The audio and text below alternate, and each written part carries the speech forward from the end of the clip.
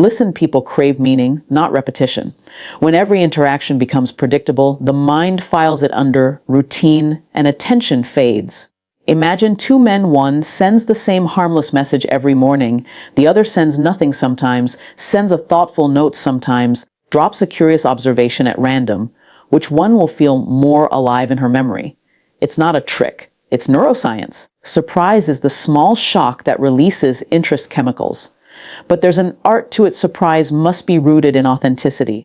Don't create drama for the sake of drama. Instead, vary your availability, diversify your topics, and bring unexpected value. Share a story that reveals a new skill, suggest a plan that breaks the usual weekend script, or simply show up with a tiny but meaningful gesture when she least expects it. When you become unpredictable in constructive ways, you force her mind to pay attention. Her brain resists routine, it tunes into novelty. So the goal isn't to play games, it's to live a life that's interesting and let that life touch her. Be fully present in your own world and invite her into it occasionally. That oscillation between the familiar and the new is what keeps someone thinking of you when you're not around. True unpredictability has boundaries. It never disrespects, confuses, or manipulates her. It's not ghosting, it's living richly.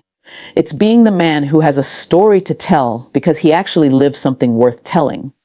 That authenticity, paired with well-timed surprises, creates magnetism that steady routine cannot. So start small, change your pattern, read a book you wouldn't normally discuss, try a hobby that challenges you, send a message that reveals a fresh thought. The more your life expands, the more your presence becomes something she remembers. Not because you forced attention, but because you invited curiosity. There is power in emotional range. Flat lines bore, waves engage. When you allow room for both warmth and challenge, you create contrast. And contrast is how meaningful memory forms. Think of the most memorable scenes in a film, not the steady background, but the moments of tension and relief.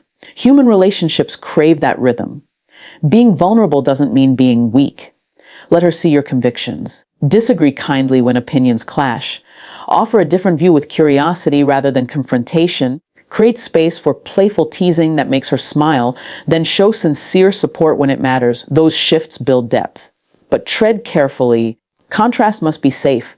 This is not permission to be cruel or manipulative. It's about being emotionally honest. When you challenge her, do it with respect. When you withdraw, do it with integrity, not to punish. The aim is to make closeness feel earned, not automatic. When she experiences intensity followed by calm, her brain attaches meaning to your presence. Emotional contrast also helps authenticity. People are attracted to those who are real, someone who laughs loudly, gets quietly serious, and can hold both without fear. That complexity signals maturity. You become the man who can play a full range of life, and that variety is magnetic. To practice, create intentional moments of depth, ask a hard question, share a difficult learning, allow silence rather than filling it. Watch how the conversation breathes. Over time, the balance between challenge and tenderness will deepen her investment in you.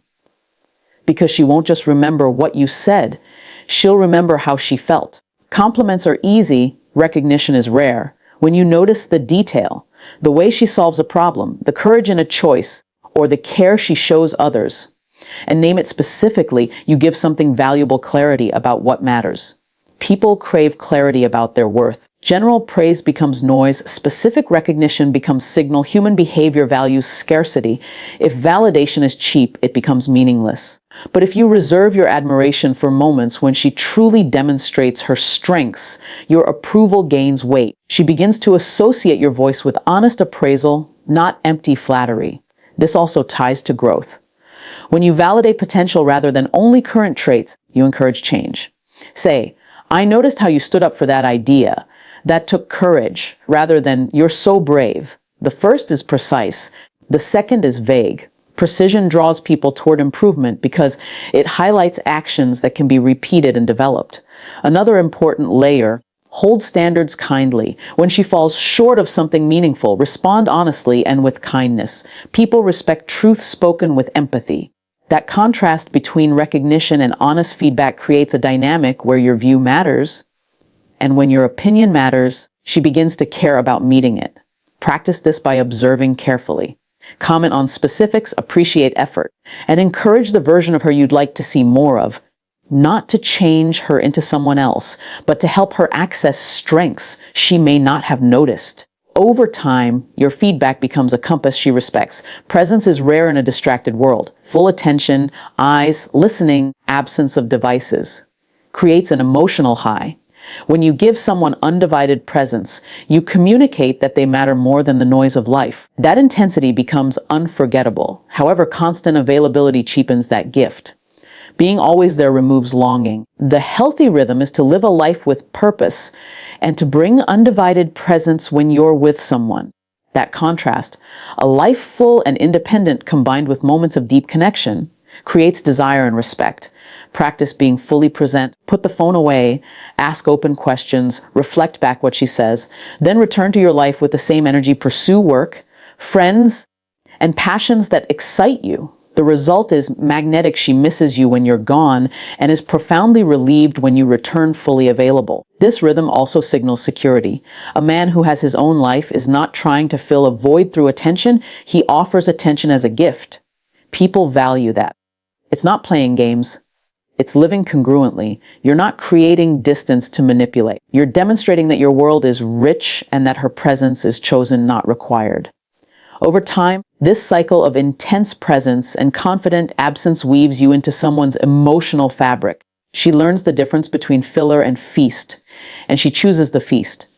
Curiosity can be seduction when it honors rather than consumes. Asking questions that invite storytelling. What shaped you? What do you quietly love? Gives people space to be seen.